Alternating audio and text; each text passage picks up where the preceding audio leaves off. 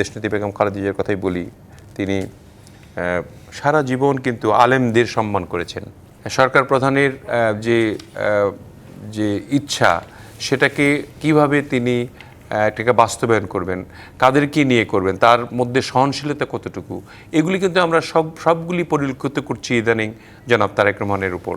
এবং তিনি যদি দেশের প্রধানমন্ত্রী হন, আল্লাহ যদি চান, তাহলে আমার মনে হয় সকলকে নিয়ে তিনি রাজনীতি করবেন। এই যে উনি যে কথাটা বললেন আর কি, এই 3 দেশ সঙ্গে ইফতার করেছেন, প্রতিহিংসার রাজনীতি পরিহার করার জন্য তাকে দীর্ঘদিন আসলে সেগুলি তো এই জন্য আল্লাহর তো বিচার দেখতে পারলেন আর কি। তো মানুষের যে অকৃত্রিম ভালোবাসা এই জানাজার মধ্য দিয়ে তো সেটা প্রকাশ পেয়েছে। এরকম জানাজা বোধহয় আর হয়নি। আমার মনে হয় জিয়া রহমানের চাপে ছিলেন, জিয়া রহমানেরটায় তখন তখন লোকও কম ছিল, প্রায় 1 কোটির মতো লোক আমরা পরে ক্যালকুলেশন করে দেখলাম 1 কোটির উপরেও হতে পারে বিভিন্ন জায়গায় ছড়িয়েছিল যারা যারা অংশগ্রহণ করতে পারেননি। তো নতুন এবং ফিরে আসা গ্রাহকদের জন্য নগদে চলছে ক্যাশব্যাক সহ প্রতিদিন হাজারো উপহার জেতার সুযোগ। হবে আশা আর ফেরা, সারপ্রাইজ সেরা।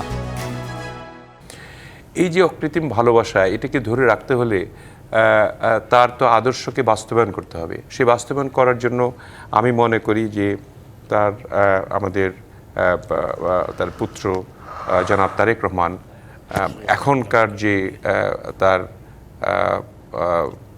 বক্তব্য, তার যে অভিজ্ঞতা, তার যে মানুষের প্রতি ভালোবাসা, তার যে ইদানিং প্রত্যাবর্তনের পর থেকে মানুষের প্রতি আচরণ, পরিষ্কৃত রাজনীতি করার জন্য তিনি যে অঙ্গীকার করেছেন, তিনি আমাদের আজকেও বলেছেন যে দেশের রাজনীতিতে আর প্রতিহিংসা নয়, এই প্রতিহিংসাকে বন্ধ করার জন্য যে সমস্ত পদক্ষেপগুলি নেওয়া দরকার সেগুলি কিন্তু আমাদেরকে নিতে হবে।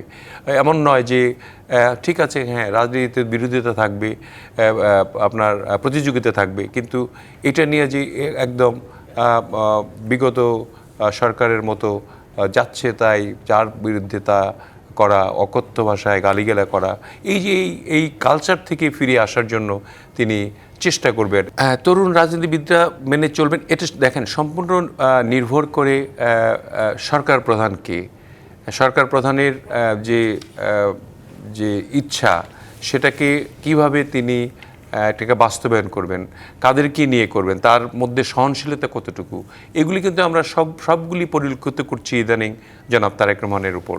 এবং তিনি যদি দেশের প্রধানমন্ত্রী হন, আল্লাহ যদি চান, তাহলে আমার মনে হয় সকলকে নিয়ে তিনি রাজনীতি করবেন।